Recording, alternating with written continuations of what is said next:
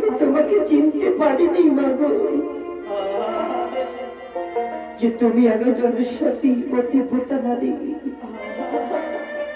আজ আমাকে কৃপা করে আমাকে অধম বলে ক্ষমা করে দাও মা। আর তোমার সত্য করে পরিচয় কথাটুকু আমাকে বলে যাও। কেন জানো,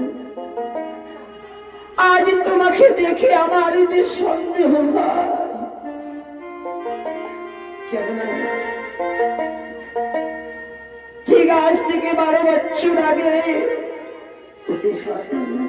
আমারও একটি আদরের ছোট্ট বোন ছিল। ঠিক আজ থেকে 12 বছর আগে সেই আমার আদরের ছোট্ট বোনকে আমরা ঘরে রেখে বানিয়েছি এসেছি। জানি না সাধু, জানি না কন্যা, সে একমাত্র আমার আদরের ছোট্ট বোন বেঁচে আছে কিনা মরে গেছে, ঠিকই তোমার মতো হয়েছে কিনা তাই তো তোমাকে বলছি। তোমার পরিচয়টুকু আমাকে বলে যাও মাগো।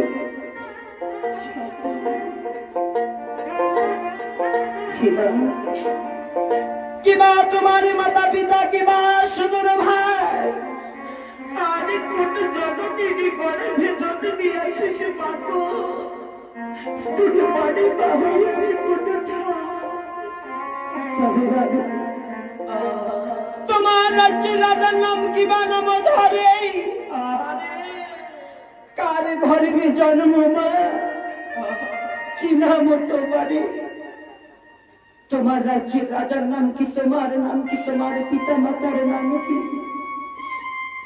এই সমস্ত কথা আমাকে ভেঙে পেতে খুলে বলো মাগো। আজ সাধুর মুখে এই কথা শুনে আজ চরণ দুঃখিনী বাণী বেহুলা আজ সাধুকে জোরাস্ত করে বলতে লাগলেন, সাধু কি বলবো সাধু, কি বলবো আমার দুঃখের কথা। আমি যে একজন জন্ম দক্ষিণী অভাগিনী নারী, আজ আমারই পরিচয় কথা বললেই আমি যে আমার নয়নের জল বন্ধ করতে পারি না, আমার চোখে জল এসে যাবে সাধু। একটু আমি যত জানতে চাই, তবে সাধু জানি না সাধু, এই অভাগিনীর পরিচয় কথা শুনে তোমার কি লাভ হবে? তবে সাধু আমার পরিচয় কথা বলবার আগে আমার যে একমাত্র মা জননীর কথা মনে পড়ে। তবে সাধু আমি এমন পোড়া কপালি, আসিবার কালে আবার সে মা জননীর মুখখানাও আমি দর্শন করতে পারলাম। সাধুরী আমার যে সে মা জননীর কথা বড্ড মনে পড়ে। কেন জানো, সেই মা জননী আমাকে 10 মাস 10 দিন গর্ভে ধারণ করে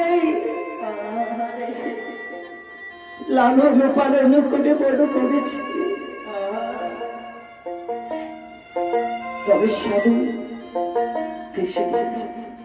সে জানি না মা জননী বেঁচে আছে কিনা মরে গেছে।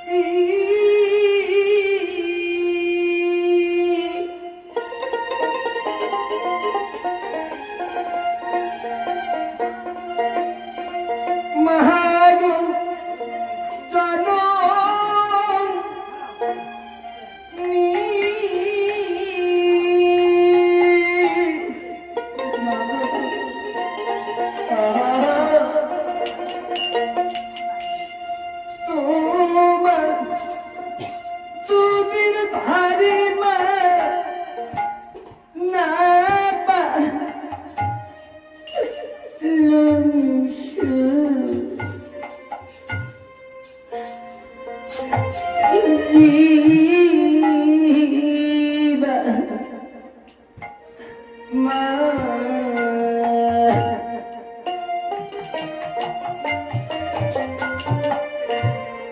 আজি তোমার দুধের ধারে না পাহাড়ে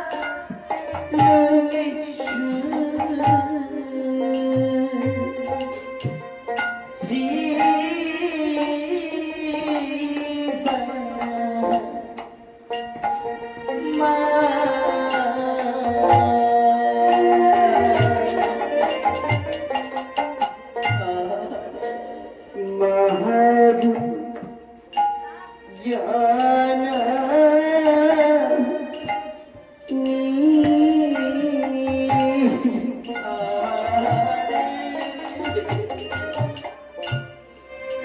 আজি তোমার দুধের ধারি না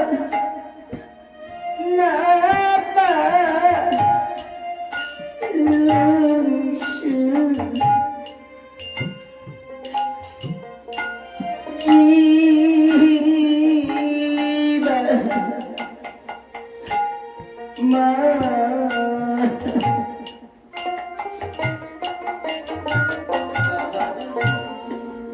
আজি তোমার